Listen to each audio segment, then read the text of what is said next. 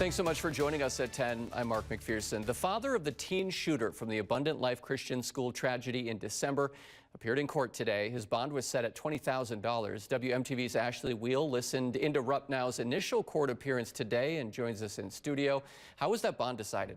The Dane County District Attorney and Rupnow's attorney had some disagreements on what the bond should be before the court commissioner decided on the $20,000. This case is unprecedented.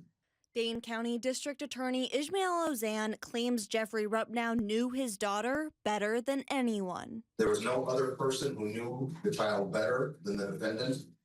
His actions and lack of judgment here contributed to the fatal and tragic mass violence incident at Abundant Life Christian. Ozan asked for a $100,000 bond for Rupnow. It's alleged that Mr. Rupnow purchased and provided firearms and allowed unlimited access to the internet to his minor child, knowing her concerning history and fragile mental health status. Rupnow faces 2 counts of providing a dangerous weapon to a person under 18, resulting in death, and 1 count of contributing to the delinquency of a minor. We have 2 deceased victims, multiple gunshot victims, 1 still in critical condition, all still dealing with the problem. Rupnow's attorney, Bruce Davey, argued for a signature bond, which would release the defendant without posting any money if they agree to appear again in court. He doesn't have a criminal record. He's been free since this event happened. He hasn't caused any difficulties.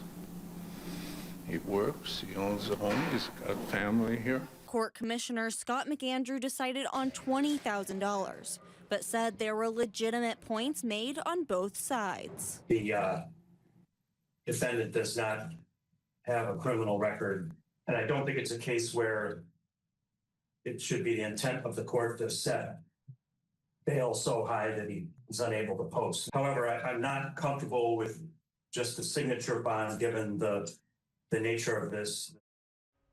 If bail is posted, Rupnow cannot go near the school or have any contact with those at ALCS. He also cannot purchase or have any firearms. Rupnow will next appear for a status conference, which is scheduled for June 9th. Live in studio, Ashley Wheel, WMTV 15 News. Ashley, thank you. And as of just a few minutes ago, Rupnow is still in the Dane County Jail and has not posted bail.